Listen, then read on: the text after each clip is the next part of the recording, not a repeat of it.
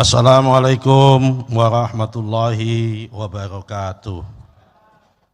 Laporan Panitia Angket Dewan Perwakilan Rakyat Republik Indonesia terhadap penyelenggaraan haji pada rapat paripurna Senin 30 September tahun 2024. Assalamualaikum warahmatullahi wabarakatuh. Yang terhormat pimpinan DPR RI, Ibu Dr. Puan Maharani, para wakil ketua di pimpinan DPR RI, Bapak Profesor Dr. Susmi Dasko, Bapak Dr. Muhaimin Iskandar, Letnan Jenderal TNI Paulus Ludwig, dan Bapak Rahmat Gobel. Yang terhormat pimpinan alat kelengkapan Dewan, Bapak Ibu pejabat kesekretariatan Jenderal DPR RI dan hadirin yang berbahagia. Pertama-tama, mari kita panjatkan puji syukur kehadirat Allah Subhanahu wa Ta'ala atas segala rahmat-Nya. Hari ini kita hadir di rapat paripurna DPR RI dalam keadaan sehat walafiat untuk menyimak laporan hasil kerja Panitia Angket DPR RI terhadap penyelenggaraan haji tahun 2024 atau disebut dengan Panitia Angket Haji. Pembentukan Panitia Angket Haji DPR RI didorong oleh adanya dugaan ketidakpatuhan dalam pelaksanaan Undang-Undang Nomor 8 Tahun 2019 tentang penyelenggaraan ibadah haji dan umroh, terutama terkait kuota pendistribusian kuota haji dan tata kelola yang dianggap tidak sesuai dengan prinsip good governance, akuntabilitas, dan transparansi. Laporan ini berusaha memberikan gambaran secara komprehensif mengenai berbagai isu yang terjadi selama penyelenggaraan ibadah haji tahun 2024 dan memberikan rekomendasi untuk memperbaiki sistemnya ke depan. Dalam rangka membuktikan dugaan adanya ketidakpatuhan penyelenggaraan undang-undang dalam penyelenggaraan ibadah haji tahun 2024, Panitia Angket Haji DPR RI melakukan penyelidikan dengan meminta keterangan dari saksi-saksi yang berasal dari regulator dan operator Kementerian Agama Republik Indonesia, penyelenggara ibadah haji khusus atau PIHK, jemaah haji, serta melakukan kunjungan lapangan baik di dalam negeri dan luar negeri. Serangkaian kegiatan rapat-rapat termasuk pemanggilan saksi-saksi dimulai pada tanggal 19 Agustus sampai tanggal 24 September tahun 2024. Penyelidikan yang dilakukan Panitia Angket Haji DPR RI menghasilkan temuan sebagai berikut. Pertama, kelembagaan. Kementerian Agama RI dalam menyelenggarakan ibadah haji masih berperan double sebagai regulator dan operator. Sementara dalam pelaksanaan ibadah haji di Arab Saudi tidak lagi menggunakan pendekatan government to government, akan tetapi berubah menjadi government to business, sehingga pelayanannya diberikan kepada pihak syarikah dengan menggunakan kerangka bisnis. Kedua, kebijakan. 1. Dalam pembagian kuota haji tambahan tahun 1445 Hijriah, garing tahun 2024 Miladiyah, Pansus menemukan dugaan ketidakpatuhan terhadap pasal 64 ayat 2 Undang-Undang Nomor 8 Tahun 2019 tentang penyelenggaraan ibadah haji dan umroh tentang alokasi kuota yang ditetapkan kuota haji khusus sebesar 8% dari kuota haji Indonesia. 2. Kementerian Agama Sekyu Dirjen Penyelenggaraan Haji dan Umroh melakukan ketidakpatuhan dengan mengajukan pencairan nilai manfaat pada tanggal 10 Januari tahun 2024 sebelum diterbitkannya KMA nomor 130 tahun 2024 pada tanggal 15 Januari tahun 2024 yang seharusnya menjadi basis penghitungan kuota. Ketiga, distribusi kuota haji. 1. Pengisian kuota haji reguler untuk jamaah yang membutuhkan pendamping, penggabungan, dan pelimpahan porsi masih ada celah atau kelemahan di mana pendamping diisi oleh jemaah haji reguler yang bukan mahramnya. 2.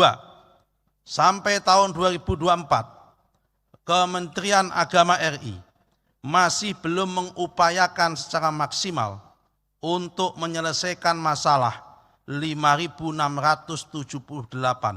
nomor porsi kuota batu, yaitu porsi haji reguler, yang belum diketahui secara pasti di mana jemaah haji berada atau bertempat tinggal.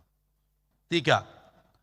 Terdapat ketidaksinkronan antara keputusan Direktorat Jenderal Penyelenggaraan Haji dan Umroh nomor 118 tahun 2024 tertanggal 29 Januari tahun 2024 tentang petunjuk pelaksanaan pemenuhan kuota haji khusus tambahan dan sisa kuota haji khusus tahun 1445 Hijriah dan surat edaran Direktur Bina Haji khusus dengan nomor B11608-DJ-DT2 Romawi 4 Romawi .2 HJ.00-2-2024 tentang penyamian daftar nama jamaah haji khusus berhak lunas pengisian sisa kuota tahun 1445 Hijriah /2024 Miladiah dengan Undang-Undang Nomor 8 Tahun 2019 tentang penyelenggaraan haji dan umroh pasal 65 ayat 2.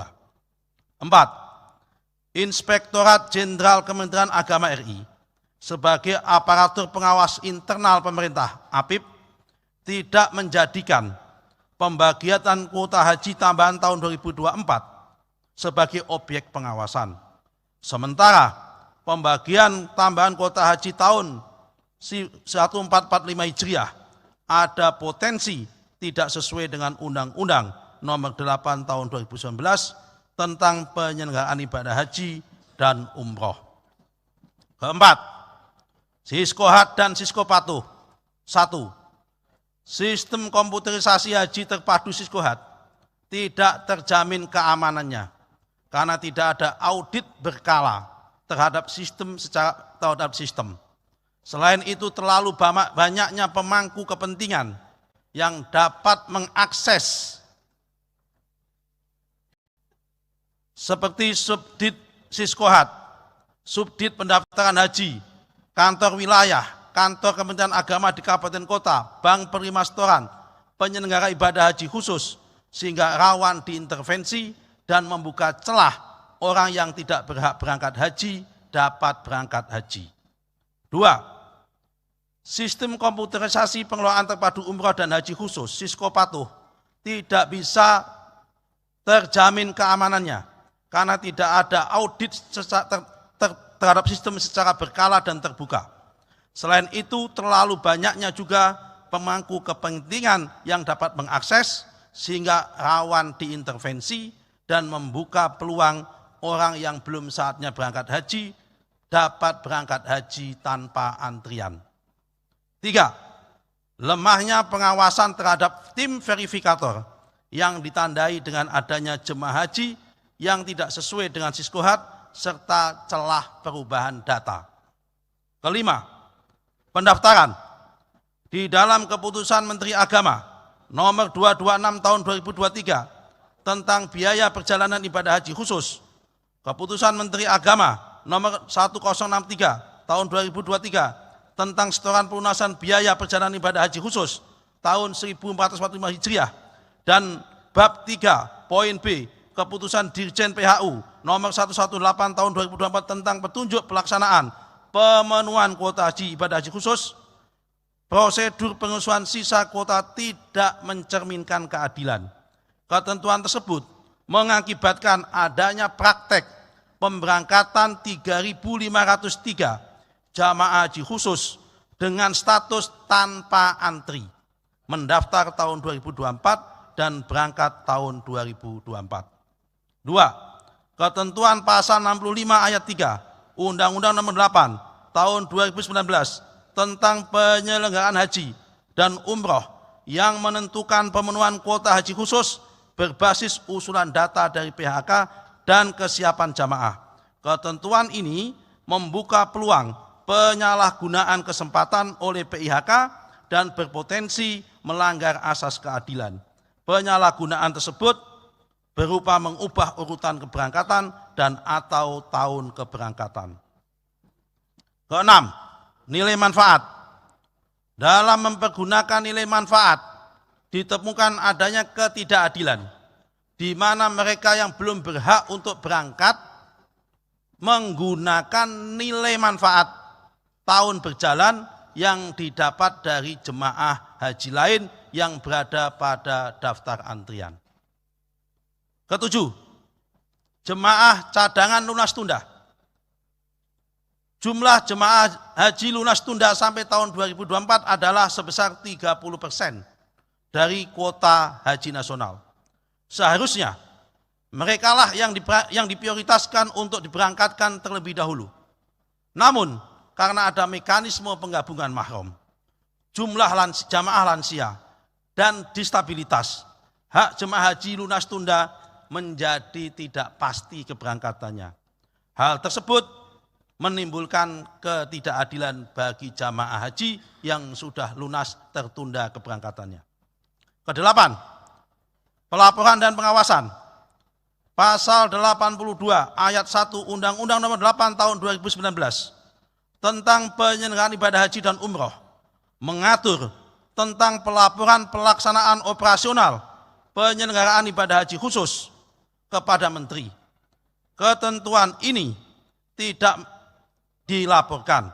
Hal ini menunjukkan lemahnya pengawasan dan kontrol Kementerian Agama terhadap jumlah keberangkatan dan kepulangan jamaah haji khusus oleh PIHK yang seharusnya dilaporkan kepada DPR RI setelah penyelenggaraan ibadah haji. Kesembilan, pelayanan. Pelayanan di Arafah, Musdalifah dan Mina dan selama pelaksanaan ibadah haji banyak ditemukan ketidaksesuaian dengan ketentuan, kontrak, dan standar pelayanan. Yang terhormat pimpinan dan anggota DPR RI, Panitia Angket DPR RI terhadap penyelenggaraan ibadah haji tahun 2024 setelah melakukan temuan akhirnya merekomendasikan sebagai berikut. 1. Dibutuhkan revisi terhadap Undang-Undang Nomor 8 tahun 2019 tentang penyelenggaraan ibadah haji dan umroh dan Undang-Undang Nomor 34 tahun 2014 tentang pengelolaan keuangan haji dengan mempertimbangkan kondisi kekinian yang terjadi dalam regulasi dan model pelaksanaan ibadah haji yang ada di Arab Saudi. 2. Diperlukan sistem yang lebih terbuka dan akuntabel dalam menetapkan kuota haji, terutama dalam ibadah haji khusus, termasuk pengalokasian kuota tambahan. Setiap keputusan yang diambil harus didasarkan pada peraturan yang jelas dan diinformasikan secara terbuka kepada publik. Nomor 3, dalam pelaksanaan ibadah haji khusus, Pansus merekomendasikan hendaknya dalam pelaksanaan mendatang peranan negara dalam fungsi kontrol terhadap penyelenggaraan ibadah haji khusus harus lebih diperkuat dan dioptimalkan. 4. Panitia angket mendorong penguatan peran lembaga pengawas internal pemerintah seperti Inspektorat Jenderal Kementerian Agama dan BPKP agar lebih detail dan kuat dalam mengawasi penyelenggaraan haji. Manakala membutuhkan tindak lanjut, dapat melibatkan dan bekerja sama dengan pengawas eksternal seperti Badan Pemeriksa Keuangan, dan aparat penegak hukum. 5. Pansus mengharapkan pemerintah mendatang agar dalam mengisi posisi Kementerian Agama dengan figur yang menganggap lebih cakap dan kompeten dalam mengoordinir, mengatur, dan mengelola penyelenggaraan ibadah haji. Demikian laporan hasil penyelenggaraan panitia angket haji DPR RI disampaikan dengan tujuan untuk memperbaiki penyelenggaraan ibadah haji agar lebih transparan, akuntabel, dan adil bagi semua pihak. Kami sampaikan laporan ini tidak dipersiapkan dengan dokumen laporan hasil penyelidikan dan dokumen proses penyelidikan. Akhirnya kami mengucapkan terima kasih kepada semua pihak yang telah berkontribusi terhadap kelancaran penyelidikan panitia angket haji DPR RI. Demikian, terima kasih. Wallahu muwaffiq ila aqwamit thoriq, wabillahi taufiq wal hidayah.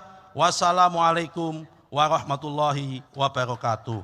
Jakarta, 30 September tahun 2024, pimpinan panitia angket haji, Ketua Nusron Wahid, ditandatangani.